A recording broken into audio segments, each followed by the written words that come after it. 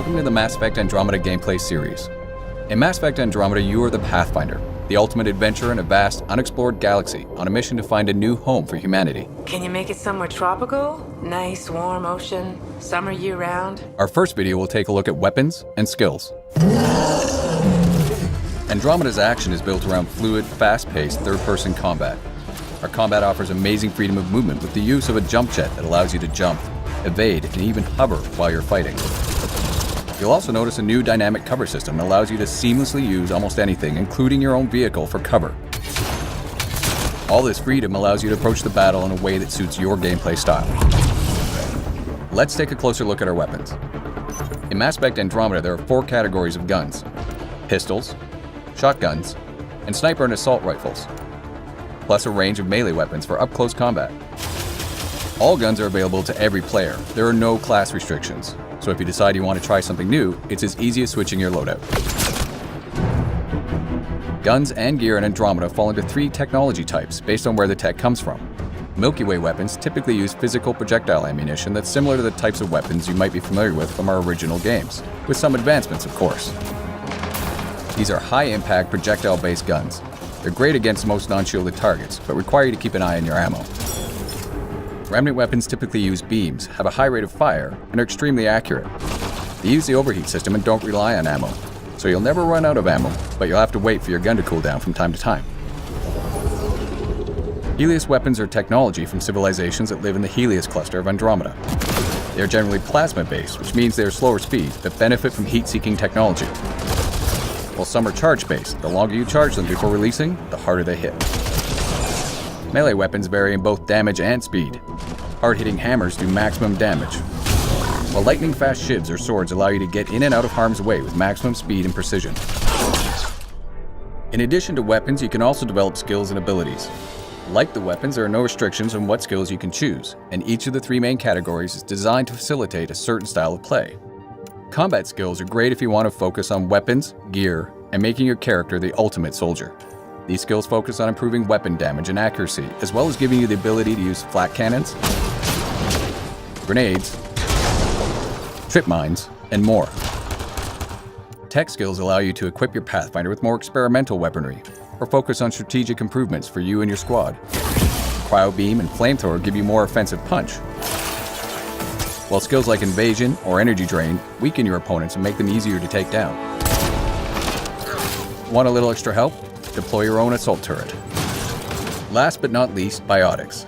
By controlling dark energy, your Pathfinder can harness the power of mass and gravity. Biotic skills like pull and throw allow you to literally control the battlefield, using your enemies as a shield or even a weapon. Abilities like Annihilation Shield or Singularity can disrupt and damage anything or anyone caught up in their powerful grip. Each skill can be upgraded to become increasingly more devastating and effective. Each also has choices to make when upgrading, offering you more ways to customize your playstyle. Now that we have the basics down, let's put this into action. In this case, our Pathfinder is equipped with a sniper rifle and a shotgun, and they've got their 3 powers selected. You'll notice that different enemies each behave in unique ways. Some will keep their distance and try to snipe us. Others will charge right in and try to flush us out of cover. Sticky grenades is an advanced version of the Omni Grenade combat skill. They're effective against just about anything, but they have a limited supply. Enemies each have different strengths and weaknesses. For most, headshots inflict maximum damage, but you'll need to pay attention to their health bars. Yellow means they've got armor and won't be as susceptible to certain weapons and powers. Blue means they're shielded, and in addition to being more resistant to biotics, you'll generally need to deal with those shields before their health goes down. And just like you, their shields will recharge if you don't finish them off quickly.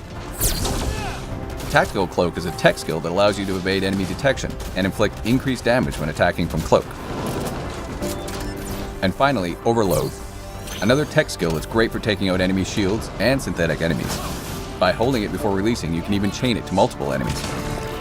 And this is just one of the hundreds of combinations of weapons and skills you can try in Andromeda. Stay tuned for future installments where we'll show you our profiles to give you an added boost in combat, favorites which allow you immediate access to your sets of powers so you can change up on the fly, and squad skills and commands. Take cover! Take cover!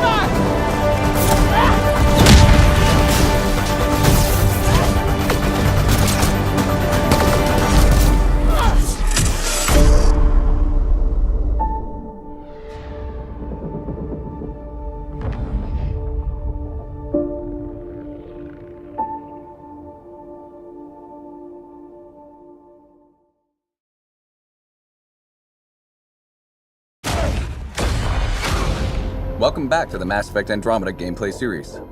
In this video, we will take a look at profiles, favorites, and your squad. As you level up in Mass Effect Andromeda, you'll gain access to dozens of skills and over 300 skill upgrades. You're free to pick any skill without being limited to a class, which allows you to create a pathfinder that is totally suited to how you want to play. As we discovered last time, there are three main types of skills in the game: combat, tech, and biotics. As you unlock skills over the course of the game, you'll also start gaining access to profiles. There are 7 types. Let's take a look at 2 of them, the Adept and the Explorer. The Adept profile is perfect for players who want to specialize in biotics. As you choose more biotic skills, the Adept profile will give you bonuses to suit your playstyle. And as you can see, choosing Adept gives bonuses to duration and damage of your biotics. The more you invest in those skills, the higher level profiles you can unlock. Or maybe you want to be more versatile, choosing some combat mixed with biotic and tech skills. This will unlock the Explorer profile, giving you perks and buffs that enhance all your abilities. And of course, you can swap these profiles at any time, allowing you to keep the action fresh, giving you a number of ways to tackle every battle, and making sure you never feel locked into a particular style of play. This brings us to favorites. Favorites are a quick way to map 3 skills and a single profile to one slot. Anytime during combat, you can switch between one of these 4 slots, giving you access to up to 12 of your favorite skills during the course of a single fight. Here's an example. In this battle, I've equipped a favorites loadout designed for long-range combat, utilizing cloak and a sniper rifle to suppress oncoming enemies. The sniper alone isn't enough, so I'll deploy an assault turret and toss some grenades before switching to my second favorites loadout. It's designed for close quarters combat. Loading these new abilities puts them in a cooldown by default, so I'll have to make do with my shotgun until they're ready. The Fiend is too powerful and I'm not in any position to take it out immediately, but my new favorites are ready. I'll make my getaway using Biotic Charge and then maneuver around this group of enemies. This favorites loadout is particularly combo friendly, so I'll engage by comboing Cryo Beam and Lance for an explosive result, then clean up with my shotgun. It looks like the Fiend has taken an interest. I'll do what I can from a distance before switching to my third favorites loadout, one that emphasizes ranged biotic abilities such as Backlash and Shockwave, as well as Flamethrower. Let's see if we can find a better vantage point and stall the Fiend's approach. Using Backlash, I can shield myself from oncoming fire and deflect it back at the enemy. This is particularly useful against large crowds of enemies. However, this horde is scattered, so I'll need to regroup. Looks like the Fiend has other plans. I'll stand my ground by using Shockwave and then follow that up with Flamethrower. The Fiend is hurt, but it's going to take more than that to defeat it. Switching to my final favorites loadout, I'll engage the Fiend with soldier-focused abilities. Let's finish it off with Flak Cannon and Trip Mines.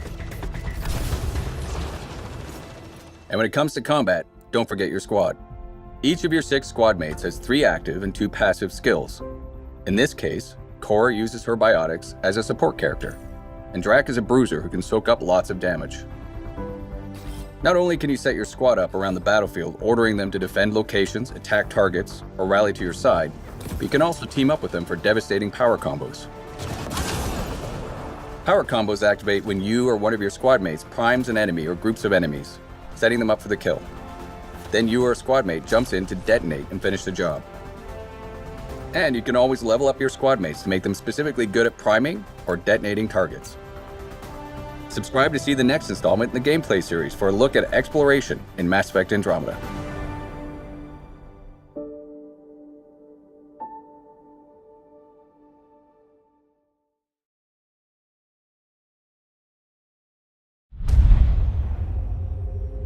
Welcome back to the Mass Effect Andromeda gameplay series. In our first installments, we took a closer look at combat gameplay. Today, we're diving straight into the heart of Mass Effect Andromeda: exploration. In addition to beautiful story missions, Andromeda is filled with worlds to explore. No way this is home.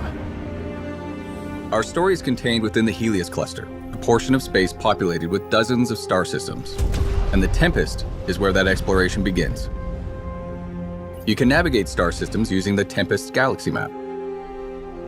From planets to moons, to anomalies and starships, wherever you are in Helios, you'll now be able to see everything that exists outside the ship's main windows in real time. In Andromeda, there are over 100 planets to discover, and a handful of beautifully crafted worlds can be landed on. And that's where the adventure really begins. Each world you visit has its own story, its own characters, and of course, its own challenges. Today, the world we're going to visit is called Eladin. Exploring the opening landing area called Paradise, you'll quickly discover that the heat on this planet can be deadly. Water is scarce, and mysterious ancient artifacts dot the landscape guarded by dangerous remnant creatures. Basically, to live here, you have to be desperate, or Krogan. But even the Krogan aren't happy, and they don't trust anyone from the initiative, least of all a Pathfinder. How you deal with the Krogan and these challenges will ultimately determine your success on Eladin. We need the Krogan, and the Krogan need us. Before you set out, you'll get an update from your AI, pointing out key locations. The Remnant monolith suggests this was indeed supposed to be a golden world. We're going to start the adventure by heading over to the Krogan colony, but the choice of where to go is ultimately yours. Our all-terrain rover, the Nomad, is key to quickly covering the expansive landscapes throughout Andromeda.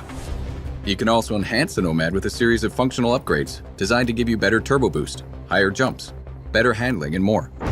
While you're exploring, one of the key objectives will be to discover locations to call down forward stations. Once found, each of these will act as a fast travel point and allow you to change your loadout or call the Nomad if it gets lost or destroyed. They also offer resupply and protection from any environmental hazards.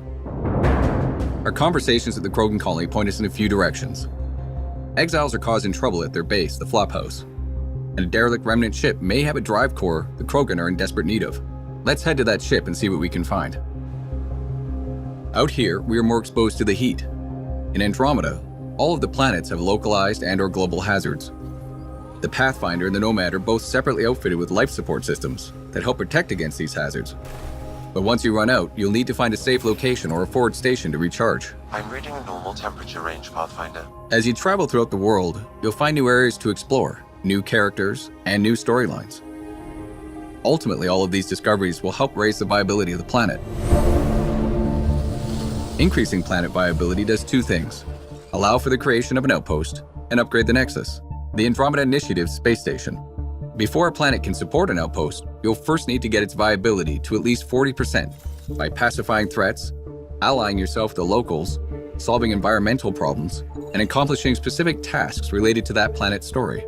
For example, in the case of Eladin, your relationship with the Krogan will determine whether you can build here or not.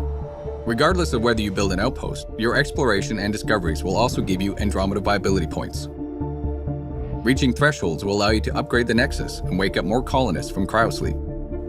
Who you decide to wake up will determine what perks and advantages you'll get. Will you wake up scientists to give you an edge in research and development?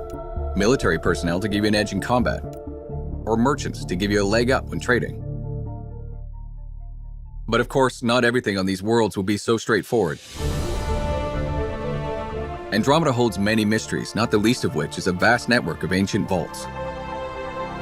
Simply figuring out how to access one of these vaults is a challenge in and of itself that can take you across an entire world. Once inside, you'll need to rely on skills from every element of Andromeda gameplay, including exploration, environmental navigation, puzzle solving, and combat to get them back online, and then make it out alive. And resolving the mystery of these vaults may just hold the key to survival in Andromeda. This is unbelievable. At its heart, Mass Effect Andromeda is a game of discovery and exploration. The choices you make and the places you go let you blaze your own unique trail through Andromeda. Whether you're exploring the depths of a crashed starship or delving into the core of an active volcano, the more you engage with the world around you and the characters in it, the more that world will surprise you with what's waiting just around the corner. It's really gonna be something, isn't it?